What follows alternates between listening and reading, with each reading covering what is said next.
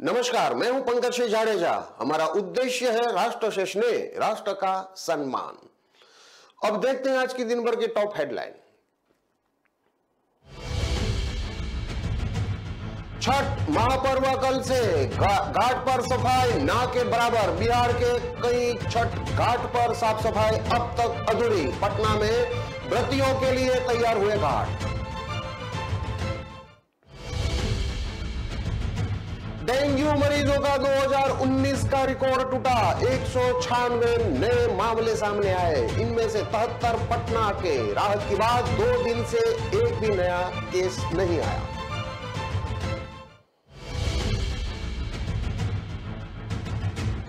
लड़के भाइयों को टोकने वाले बुजुर्ग को पीटा। बीच बचाव में महिला को चाकू मारा। बुजुर्ग बोला था दिवाली गई अब मत लड़ो।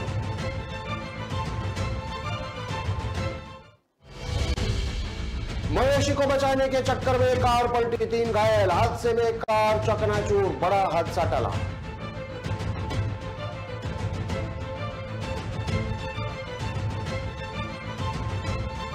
खेत में रखा 1,65,000 का ग्वार जला। कड़ियाला गांव के किसान ने अपने ही भाई पर लगाया 30 बोरी ग्वार जलाने का आरोप। अब देखते हैं खबरें विस्तार से। इस बार 28 अक्टूबर से नहाय खाय के साथ छठ महापर्व की शुरुआत हो जाएगी। 19 अक्टूबर को खरना मनाया जाएगा। 30 को अस्ताचलागमी यानी डूबते सूर्य हुए को देवी को व्रती अर्घ्य देंगे। 31 अक्टूबर को उदीयमान यानी उगते हुए सूर्य को अर्घ्य देकर छठ व्रत का समापन किया जाएगा। कोरोना की वजह से इस बार 2 साल बाद पूरे उल्लास से छठ मनाया जाएगा। छठ को लेकर बाजार के साथ ही घाटों तक पर चहल पहल शुरू हो चुकी है, पर अब भी बिहार के कई जिलों में घाटों की सफाई अधूरी पड़ी है। हालांकि पटना के घाट पर तैयारियां लगभग पूरी कर ली गई है और यहां छठ व्रतियों के लिए अच्छी व्यवस्था की गई है। पटना नगर निगम इलाके में 59 घाटों के निर्माण का कार्य युद्ध स्तर पर चल रहा है। पदाधिकारियों की तरफ से रोजाना गंगा घाट का निरीक्षण कर घाटों को समतल करके संपर्क पथ निर्माण और सफाई व्यवस्था को पूरा किया जा रहा है। इसके साथ ही घाटों के सौंदर्यीकरण का कार्य भी तेजी से किया जा रहा है। घाटों पर छठ व्रतियों के लिए चेंजिंग रूम बनाए जा रहे हैं। निगम इलाके में छठ व्रतियों को कोई समस्या ना हो और भीड़ पर नजर बनाकर रखी जाए, इसके लिए 59 हाई रिजोल्यूशन सीसीटीवी कैमरे लगाए गए हैं। घाटों पर नियंत्रण कक्ष बनाए गए हैं। आईसीसी बिल्डिंग में बने कंट्रोल सेंटर से भी लगातार मॉनिटरिंग की जा रही है। घाटों पर सैकड़ों हेलोजन लाइट लगाई गई है ताकि छठ में रोशनी की कोई समस्या ना हो। गंगा के बढ़े हुए जल स्तर के कारण पटना के कई घाटों पर छठ पूजा इस बार संभव नहीं है। छठ घाट की तैयारियों को लेकर फिलहाल समय से सारा काम पूरा करने के लिए नगर निगम के सैकड़ों कर्मचारी काम पर लगे हुए हैं।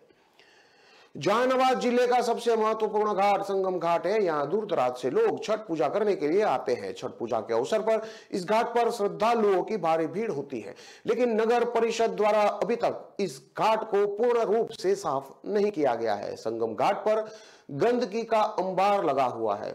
आसपास के लोगों का कहना है कि अगर नगर परिषद द्वारा जल्द से जल्द घाटों को साफ नहीं कराया गया तो छठ व्रतियों को भारी कठिनाई का सामना करना पड़ सकता है। वहीं नगर परिषद के कर्मचारियों ने कहा कि जल्द से जल्द इसे साफ करा दिया जाएगा। सीतामढ़ी जिले के नगर निगम क्षेत्र में छठ घाटों के सफाई के नाम पर सिर्फ खानापूर्ति की गई है। नगर निगम द्वारा कुछ घाटों की सफाई की गई है, लेकिन वो भी अधूरी है। अभी भी उन घाटों पर कचरे का अंबार लगा हुआ है। वहीं दूसरी तरफ दर्जनों तालाब और छठ घाट अभी भी सफाई से वंचित है। सीतामढ़ी शहर के लखनदेई नदी घाट पर नगर निगम द्वारा सफाई अभियान चलाया गया है, जहां अभी भी चारों तरफ कचरा पड़ा है। नदी में पानी कम हो गया है, इसके लिए सीढ़ियां भी नहीं बनाई गई है। वहीं सिमरा, कैलाशपुरी, बहुदेपुर, बहुप्रसाद, श्रीनगर, शांतिनगर, जानकी स्थान, पुनौरा समेत दर्जनों घाट को सफाई नहीं हो सकी है।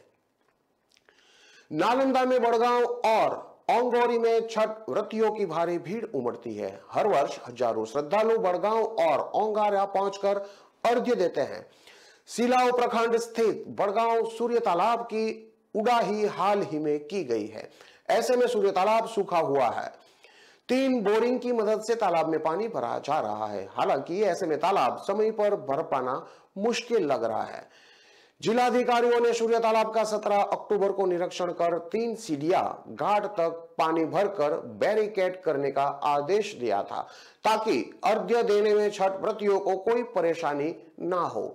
रास्ते में भी गीली मिट्टी गिरी पड़ी है। शेखपुरा के ग्रामीण क्षेत्रों में पंचायत प्रतिनिधियों के अलावा स्वयंसेवी संगठनों के साथ स्वयंसेवकों द्वारा अभियान चलाकर छठ घाट को साफ किया जा रहा है। वहीं नगर क्षेत्र में नगर परिषद प्रशासन द्वारा यह कार्य युद्ध स्तर पर चलाया जा रहा है।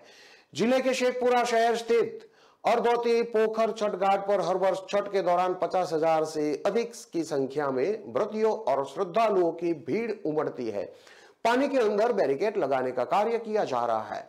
ड्रेस चेंजिंग रूम का निर्माण, वॉच टावर, सीसीटीवी कैमरा, नागरिक सहायता केंद्र, कृत्रिम रोशनी लगाने सहित अन्य सुविधाओं को प्रथम अर्घ्यदान के 2 दिन पहले तक लगाकर घाट को सुसज्जित कर दिया जाएगा। लोक आस्था के महापर्व छठ को लेकर गोपालगंज शहर के बीएम फील्ड स्थित छठ घाट पर भारी संख्या में लोगों की भीड़ लगती है। शहर के विभिन्न क्षेत्रों से छठ व्रती आकर छठ कर भगवान भास्कर को अर्घ्य देते हैं, लेकिन अभी तक छठ घाट की सफाई नहीं हुई है। हालांकि कुछ लोग छठ घाट का निर्माण करते दिखे। कहा जाता है कि छठ पर्व जैसे जैसे नजदीक आएगा, छठ घाट की सफाई की जाएगी। औरंगाबाद के देव में सबसे ज्यादा छठ में भीड़ होती है। जिले से ही नहीं बल्कि देश भर से यहाँ श्रद्धालु छठ करने पहुंचते हैं। इस बार 10 लाख से ज्यादा श्रद्धालुओं के यहाँ पहुंचने की उम्मीद है। इसको देखते हुए जिला प्रशासन ने 15 दिन पहले से ही तैयारी चल रही है। देव छठ मेले की तैयारी अंतिम चरण में है। लगभग सभी कार्य पूर्ण कर लिए गए हैं। इस बार पहली बार प्रशासन द्वारा देव में 3 जगहों पर आवासन स्थल की व्यवस्था की जा रही है, जहां लाइटिंग, शौचालय और पानी समेत अन्य सभी व्यवस्था कराई जा रही है। इसके साथ साथ देव में भीड़ रोकने के लिए 50 जगहों पर ड्रॉप गेट लगाए जा रहे हैं। 600 मैजिस्ट्रेट लगाए जाएंगे, जबकि 4000 सुरक्षा बलों को तैनात किया जाएगा। लोक आस्था के महापर्व छठ को लेकर जमुई में जोर जोर से तैयारी चल रही है। छठ महापर्व को लेकर ग्रामीणों और जनप्रतिनिधियों के द्वारा साफ सफाई का काम शुरू कर दिया गया है। जिले के महत्वपूर्ण घाटों में एक मलयपुर कदम घाट, जहां 15-20 हजार श्रद्धालुओं की भीड़ जुटती है। इस घाट की सुंदरता और सौंदर्यकरण के बात ही निराली है। आंचल नदी के तट स्थित कदम घाट पर कई गांवों के छठ व्रती अर्घ्य देने के लिए उपस्थित होते हैं। इस घाट की विशेषता यह है कि शिव पार्वती का भव्य मंदिर होने के कारण घाट की खूबसूरती को 4 चांद लगा देते हैं। बताते चले कि जिले के सभी घाटों पर सफाई का काम तेजी से चल रहा है। बक्सर में छठ को लेकर पूजा समितियों के साथ जिला प्रशासन द्वारा पक्के घाटों पर जमे सिल्लट को हटाकर सफाई की जा रही है। कल से गहरे पानी से पहले बैरिकेड करने का काम शुरू कर दिया जाएगा। इसके साथ ही श्रद्धालुओं द्वारा घाट को युद्ध स्तर से पैंट और कुदाल से घेरा जा रहा है। बक्सर जिले में हर घाट की अपेक्षा रामरेखा घाट पर छठ व्रतियों की काफी भीड़ होती है। 50,000 छठ व्रती यहां पहुंचते हैं, इसलिए इस घाट पर दोहरी बैरिकेड की जाएगी। हालांकि इस बार बक्सर के 9 घाटों को खतरनाक घोषित करके बाद रामरेखा घाट पर ज्यादा दबाव नहीं पड़े, इसके लिए जिला प्रशासन द्वारा छठ व्रतियों की सुविधा को लेकर नए घाट भी बनाए जा रहे हैं। समस्तीपुर के बूढ़ी गंडक नदी किनारे युद्ध स्तर पर छठ घाटों की साफ सफाई का कार्य चल रहा है। शहर के पुरानी दुर्गा स्थान घाट सबसे पुराना घाट है। इस घाट पर नगर प्रशासन द्वारा साफ सफाई का कार्य किया जा रहा है। घाट के दोनों ओर भी बेहतर सफाई की गई है। अभी घाट पर बैरिकेडिंग का काम बचा हुआ है, जो 2 दिनों के अंदर पूर्ण कर लिया जाएगा। इसके अलावा भी शहर के प्रसाद घाट, सीढ़ी घाट आदि जगहों पर भी साफ सफाई का काम चल रहा है।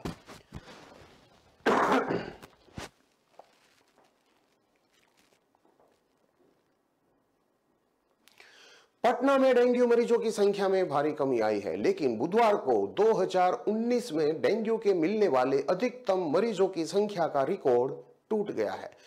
पटना में डेंगू मरीजों की संख्या बढ़कर 4,922 तक हो गई है। 2019 में 4,905 लोग डेंगू से पीड़ित हुए थे।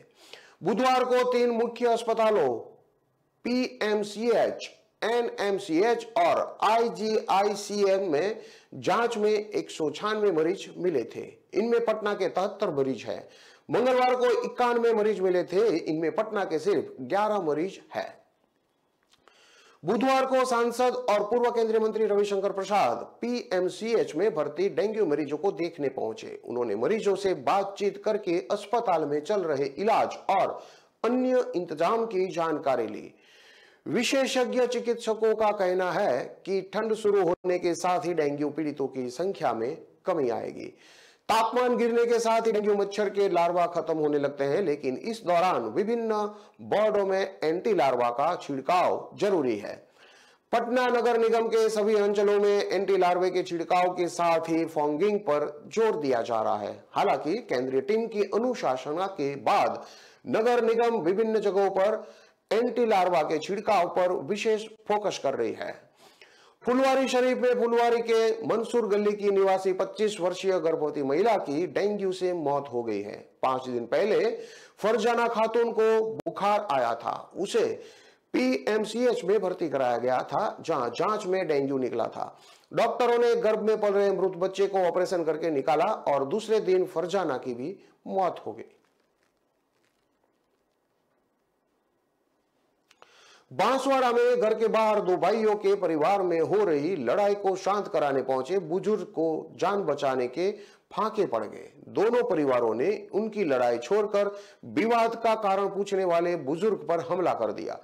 इतना मारा कि वह अधमरा हो गया। बुजुर्ग की आवाज सुनकर उसका परिवार मदद के लिए पहुंचा तो हमलावरों ने उनसे भी मारपीट की। वारदात में बुजुर्ग के परिवार की महिला को चाकू मार दिया। अन्य लोगों के साथ भी हमलावरों ने यही बर्ताव किया। बुजुर्ग को उपचार के बाद अस्पताल से छुट्टी मिली है, लेकिन घायल महिला का जिला अस्पताल में अब भी इलाज चल रहा है। मामला आंबापुरा थाने का है। जांच अधिकारी एएसआई रमेश चंद्र मीणा ने बताया कि भोजिया खुर्द निवासी बागजी नाथू मैडा घर से करीब 1 किलोमीटर दूर आंबापुरा के बाजार से सामान लेकर घर को लौट रहा था। तभी गांव पहुंचने पर हकरू, दरिया, ईश्वर, शुगना, गौतम, नरेंग, मनीष केशु और विनोद मैका के परिवार में लड़ाई हो रही थी। तभी बुजुर्ग ने दोनों परिवारों से विवाद की वजह पूछी और समझाने के लिए कहा कि दीपावली चली गई है, अब लड़ाई क्यों कर रहे हो। बुजुर्ग की इस बात से खफा होकर लड़ाई कर रहे परिवार ने उस पर हमला कर दिया। ये कहा कि लड़ाई उनके परिवार की हो रही है, उसे लड़ाई का कारण पूछने का हक नहीं है। लड़ रहे दोनों परिवारों की मारपीट से तंग बुजुर्ग ने शोर मचाया तो उसके परिवार से उसकी बेटा, बहू और संतु मदद के लिए पहुंचे। यहाँ पर हमलावर परिवार ने बहुओं के साथ भी मारपीट की। यहाँ दोनों बहू भी मारपीट में घायल हो गई। बुजुर्ग के साथ बहू को भी अस्पताल में भर्ती कराया गया है।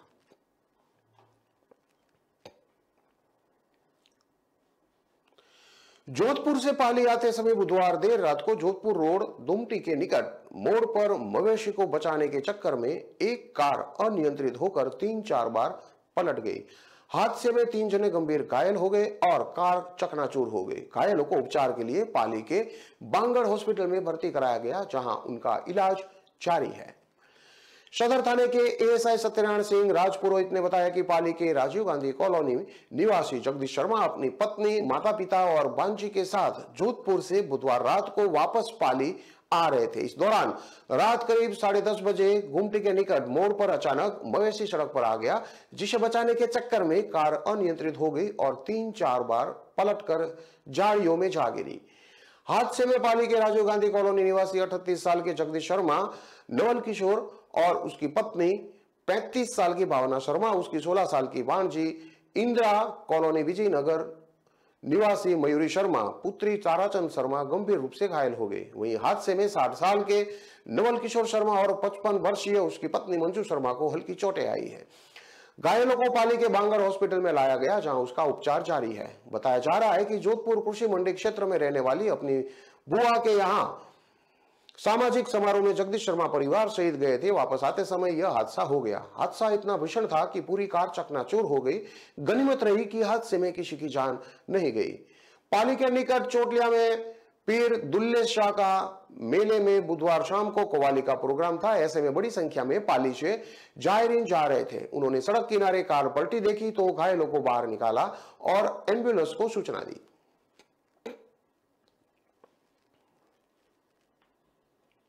खबरों में लेते हैं अब एक छोटा सा विराम।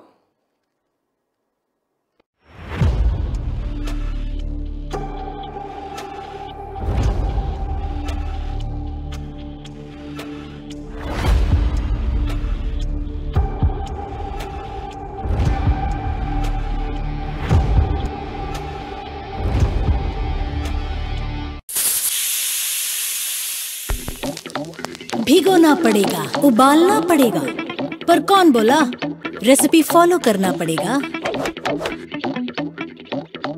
थोड़ा रोस्ट, थोड़ा फ्राई, थोड़ा लो, थोड़ा हाई, थोड़ा अपना वाला ट्राई। मेरा ट्विस्ट, मेरा टेस्ट, मेरा ट्विस्ट। वंडर मसालों की रेंज है तैयार, जिन्हें है आपके ट्विस्ट का इंतजार। अमृतसरी छोले, मेरे वाले छोले। वंडर मसाला, मेरा ट्विस्ट, मेरा टेस्ट।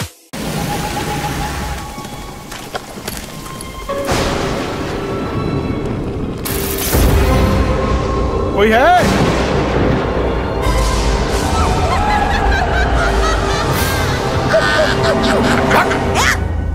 ऐसे डराते हैं भाई वही। अरे लाइट्स ऑन ऑफ कौन करता है यार? कुछ नया करो, अनएक्सपेक्टेड करो, देखने में भी अच्छा लगेगा ना। एग्री। एक्सक्यूज मी, कुछ अनएक्सपेक्टेड देखना है? आपके Amazon शॉपिंग ऐप में है मिनी टीवी। यहाँ मिलेंगे अतरंगी शोज, वो भी फ्री।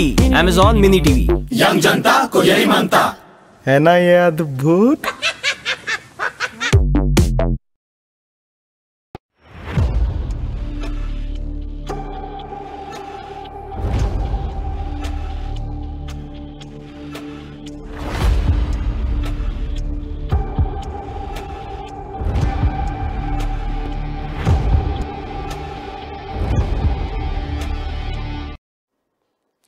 विराम के बाद एक बार फिर से आपका स्वागत है। अब देखते हैं आगे की और खबरें। जैसलमेर के एक किसान के खेत में रखा करीब 30 बोरी ग्वार जलकर राख हो गया। किसान ने खेत में संदिग्ध पैरों के निशान देखकर सदर थाना पुलिस में अपने ही भाई पर पुरानी रंजिश के चलते ग्वार को जलाने का मामला दर्ज करवाया है। किसान का आरोप है कि उसके खेत में रखे करीब 1,65,000 के ग्वार को उसके भाई ने जलाया है। सदर थाना पुलिस ने शिकायत के आधार पर मामले की जांच शुरू कर दी है। जैसलमेर के देवा ग्राम पंचायत के आसदा के ढाणी के किसान शेरू खान ने बताया कि मेरा और मेरे रिश्तेदार मलूक खान दोनों का खेत कड़ियाला गांव में है, जो हमारी ढाणी से 4 किलोमीटर दूर है।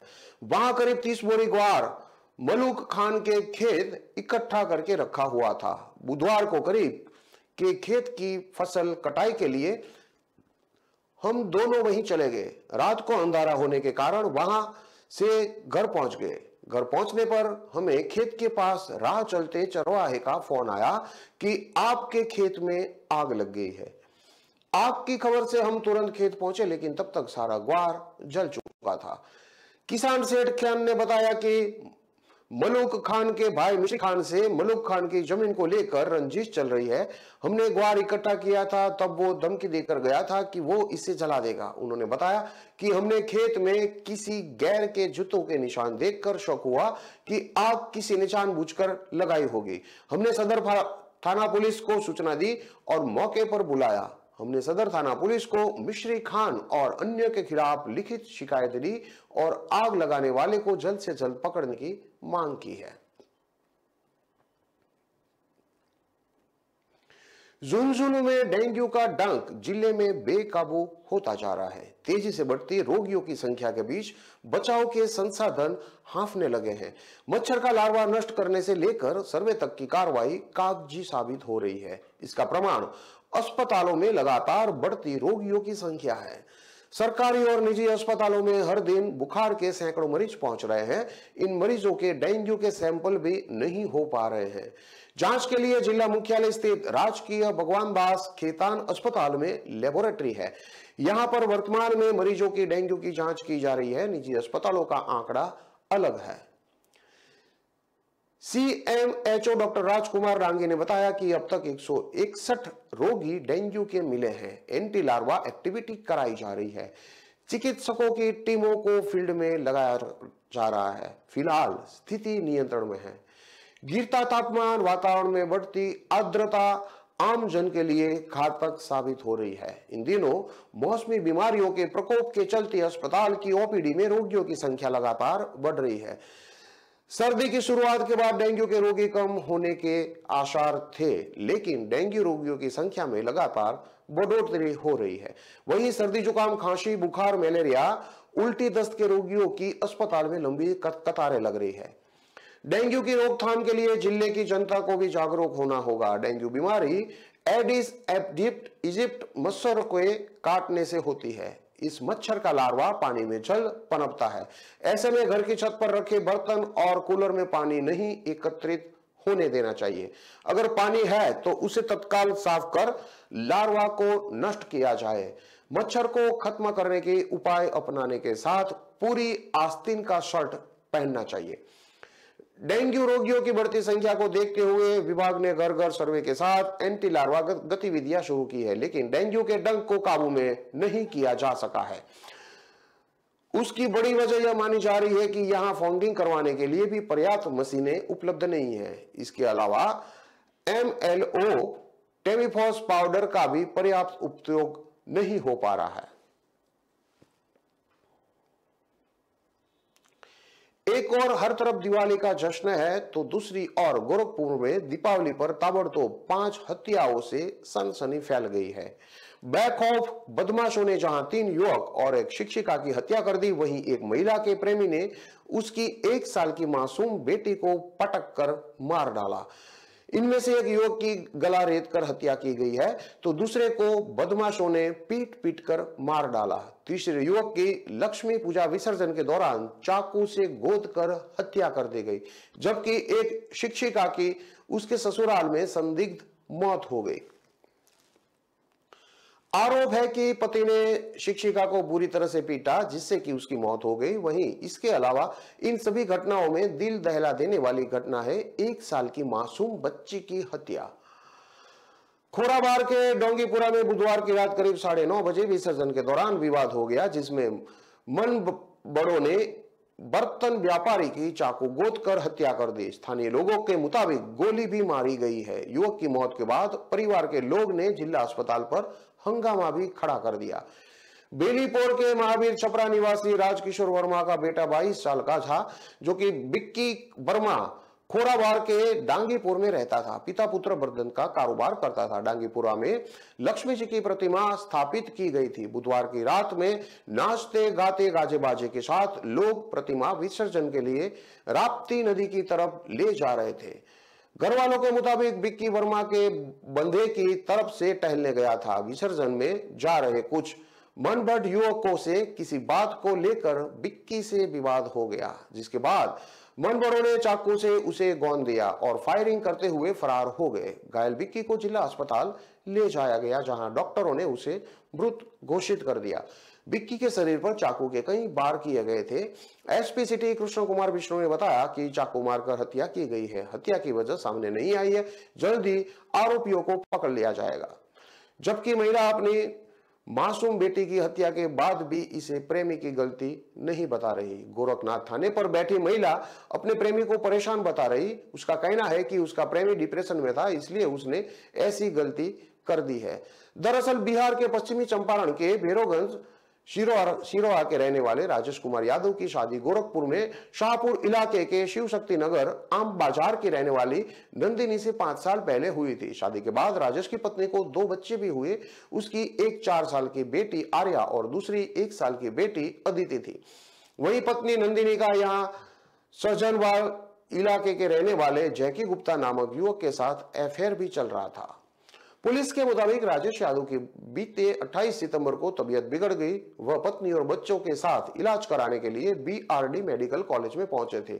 अभी वह अपनी पत्नी नंदिनी को बाहर खड़ी करके काउंटर पर पर्ची ही बनवा रहे थे कि इसी बीच नंदिनी अपनी प्रेमी जैकी के साथ अस्पताल से ही फरार हो गई। वह अपने साथ 1 साल की मासूम बेटी अदिति को भी ले गई, जबकि दूसरी बेटी आर्या को राजेश के पास छोड़कर वो फरार हो गई। नंदिनी अपने प्रेमी के साथ यहाँ गोरखनाथ इलाके में रामपुरा नए गांव में किराए के एक मकान में रह रही थी, लेकिन एक महीने भी उसका प्रेमी उसे रख नहीं सका। मंगलवार की रात नंदिनी का उसके प्रेमी जैकी से किसी बात को लेकर विवाद हो गया। गुलरिया इलाके के बांसथाल पुल के पश्चिम तरफ मंगलवार को एक 45 साल के युवक का शव मिला। प्रत्यक्षदर्शियों के अनुसार युवक का गला रेता गया है, उसके आंख और शरीर के अन्य हिस्सों पर चोट के निशान हैं। घटना की सूचना पर पहुंची पुलिस ने शव के शिनाख्त की कोशिश की, लेकिन पहचान नहीं हो पाई। पुलिस मामले की जांच कर रही है। युवक के शरीर पर काला पैंट और शर्ट मौजूद था, चेहरा काला पड़ गया था। पुलिस पहचान के लिए उसकी तस्वीर आसपास के जिलों और अन्य थाने को भेजी है। वहीं जांच के लिए मौके पर पहुंचे एसपी नॉर्थ मनोज अवस्थी ने कहा कि युवक के पहचान की कोशिश की जा रही है। शव 1 से 2 दिन पुराना प्रतीत हो रहा है, उसके गले पर निशान है। जल्दी पहचान कराकर आगे की कार्यवाही की जाएगी। तिवारीपुर इलाके के दलित बस्ती में ऑटो चालक भोला प्रसाद की सोमवार रात पीटकर हत्या कर दी गई। पुलिस ने आरोपी अनिल और उसके परिवार वालों के खिलाफ हत्या का केस दर्ज कर 3 लोगों को गिरफ्तार कर लिया। आरोपियों में राजदेव, उसकी बेटी शीतल और बेटा अनिल शामिल है। तिवारीपुर दलित बस्ती निवासी भोला प्रसाद ऑटो चलाता था। पड़ोस के अनिल नामक व्यक्ति से उसका विवाद चल रहा था। सोमवार की रात फिर किसी बात को लेकर दोनों में विवाद हो गया। गाली गलौज होते होते मारपीट हो गई। आरोप है कि अनिल और उसके परिवार ने मिलकर भोला प्रसाद की जमकर पिटाई कर दी, जिससे गंभीर रूप से घायल भोले की घटनास्थल पर ही मौत हो गई। पुलिस ने अनिल और उसके दोनों लड़के, छोटे और बड़े, उसकी मां गुड्डी और बहन शीतल के खिलाफ हत्या का मुकदमा दर्ज कराया है। दूसरी तरफ गुलहरीला इलाके में सोमवार की रात संदिग्ध हालत में शिक्षिका का शव दरवाजे पर मिला। मौत की खबर सुनकर मैके वाले पहुंचे। बेटी की हत्या का आरोप लगाकर दामाद की पिटाई करने लगे। सूचना पर पहुंची पुलिस शव को कब्जे में लेकर पोस्टमार्टम के लिए भेजी।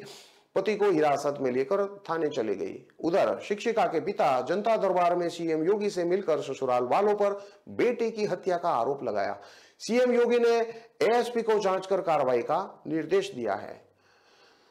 दूसरे एक किस्से में रामगढ़ ताला थाना क्षेत्र के मेहवा छोटा नागपुर निवासी जयकरण निषाद की बेटी वंदना की शादी 10 साल पहले मई 2022 को गुलारा के अशरफपुरा निवासी प्रमोद से हुई थी। दोनों का कोई संतान नहीं है। वंदना प्राइवेट स्कूल की शिक्षिका थी। उसके पिता ने तहरीर में लिखा है कि शादी के बाद ससुराल वाले मारुति कार की मांग कर रहे थे, जिसके कारण पति सास देवर मिलकर प्रताड़ित कर रहे थे, जिसको लेकर गांव में कई बार पंचायती भी बैठी थी। सोमवार की देर रात शाम पति देवर विनोद और दयानंद, सास हेमा देवी और योजनाबद्ध तरीके से सब साथ में आए। वंदना की मारपीट कर हत्या कर दी। सूचना पर मैके वाले पहुंचे तो वंदना का शव अर्धनग्न हालत में दरवाजा पर पड़ा था, गले में कपड़ा लिपटा हुआ था। इन सभी हत्याओं पर एसएसपी डॉक्टर गौरव ग्रोवर का कहना है कि एक युवक की अभी पहचान नहीं हुई है, उसकी पहचान कराने की कोशिश की जा रही है। दूसरे युवक की हत्या में 3 आरोपियों को अरेस्ट कर लिया गया है। देर रात खोराबार इलाके में हुई हत्या में पुलिस दबिश दे रही है। जल्द ही आरोपियों को पकड़ लिया जाएगा। जबकि मासूम की हत्या के आरोपी महिला के प्रेमी को पुलिस ने अरेस्ट कर लिया है। शिक्षिका की मौत के मामले में पति हिरासत में है। केस दर्ज कर कार्रवाई की जा रही है।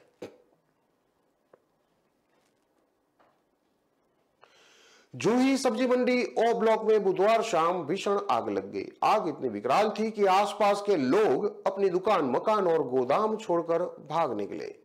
सूचना पर फायर ब्रिगेड की 10 गाड़ी आग बुझाने का प्रयास कर रही है। कापड़ गोदाम में 3री और 4थी मंजिल पर आग लगने से फायर ब्रिगेड कर्मियों को बुझाने के लिए कड़ी मशक्कत का सामना करना पड़ा। डीसीपी साउथ प्रमोद कुमार ने बताया कि कानपुर जोई थाना क्षेत्र के ओ ब्लॉक सब्जी मंडी में एक मकान में कपड़े का गोदाम बना हुआ है। गोदाम के 3री और 4थी मंजिल पर अचानक से बुधवार शाम को आग लग गई। देखते ही देखते आग ने विकराल रूप धारण कर लिया और पूरी बिल्डिंग को चपेट में ले लिया। आग की भयावहता देखकर आसपास के सभी मकान, दुकान और गोदाम से लोगों को खाली कराया गया। फायर ब्रिगेड की 10 गाड़ियों ने कड़ी मशक्कत के बाद और 2 घंटों में आग पर काबू पाया। डीसीपी ने बताया कि जांच में सामने आया है कि लखनऊ निवासी मोहम्मद सुफियान का फार्म और गद्दे का गोदाम था। अनुमान है कि बंद गोदाम में पटाखा या फिर शॉर्ट सर्किट की चिंगारी से आग लगी है। मालिक को पूछताछ के लिए बुलाया गया है। फिलहाल किसी भी तरह की जानहानि नहीं हुई है। समय रहते फायर ब्रिगेड ने आग पर काबू पा लिया था। किडवई नगर ब्लॉक सब्जी मंडी में किडवई नगर फायर स्टेशन है। फायर स्टेशन की 100 कदम की दूरी पर बने इस गोदाम में आग लगी थी। इसके चलते फायर ब्रिगेड ने चंद मिनट पर मौके पर पहुंचकर बचाव कार्य शुरू कर दिया और आग को बढ़ने से रोका। पड़ोसी संतोष कुमार गुप्ता और राजा सिंह का मकान खाली करा दिया गया, लेकिन समय रहते ही आग बुझाने से कोई नुकसान नहीं हुआ।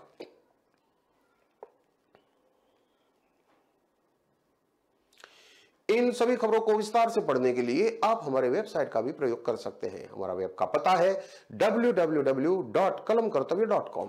हमारी कलम ही हमारा कर्तव्य है के उद्देश्य के साथ खबरों को आप राष्ट्र प्रथम के साथ देखते रहिए। नमस्कार।